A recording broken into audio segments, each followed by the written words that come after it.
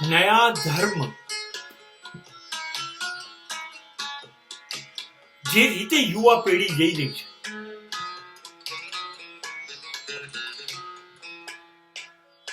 એની સિદ્ધિઓ માટે એને સલામ. વિશ્વનો કોઈ પણ દેશ યુવા ધનથી નારાજ નથી, બહુ ખુશ છે. એની સમૃદ્ધિથી, એની શક્તિઓથી, એની આવડતથી બહુ ખુશ છે. પણ આ યુવા શક્તિને આપણે ધાર્મિક નથી બનાવવી. આ યુવાનોને મંદિર જતા રોકો, યાત્રાઓએ જતા રોકો, શાસ્ત્રોનું પઠન કરતા રોકો, મંત્ર ગાન રોકો. આ ધર્મ નથી. પૂજાપાઠમાં ના ડૂબાડો. આ સમાજ વિરોધી વાત લાગે છે, ધર્મ વિરોધી વાત લાગે છે, પણ સાચી છે. કેમ કે આ બધું કરવાથી તો સમાજ હજારો વર્ષોથી બદલાયો છે નહીં. આ જે પેઢી છે ને, એનો ઉપયોગ કરો. આ 365 વોટનો કરંટ મારતી પેઢી છે, એને નવો ધર્મ આપો. એનો ધર્મ ઉપાડો. કલા, આર્ટ. નવા ધર્મને આપો વિજ્ઞાન,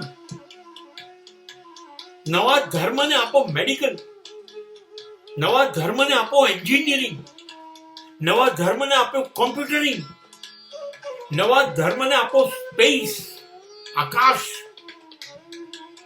નવા ધર્મોને આપો કુદરત, સ્ટાર, સમુદ્ર, પહાડ, પર્વત, આકાશ. એ આપો.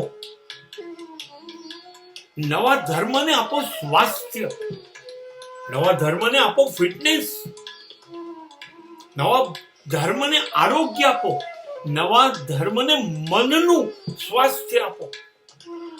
તંદુરસ્ત મનની મંદુરસ્ત મન. નવા ધર્મને આપો સાહિત્ય, નવા ધર્મને આપો કવિતાઓ, નવા ધર્મને આપો પુસ્તકો, નવા ધર્મને આપો લેખકો, કવિઓ, સાહિત્યકારો, ચિત્રકારો, કલાકારો આપો.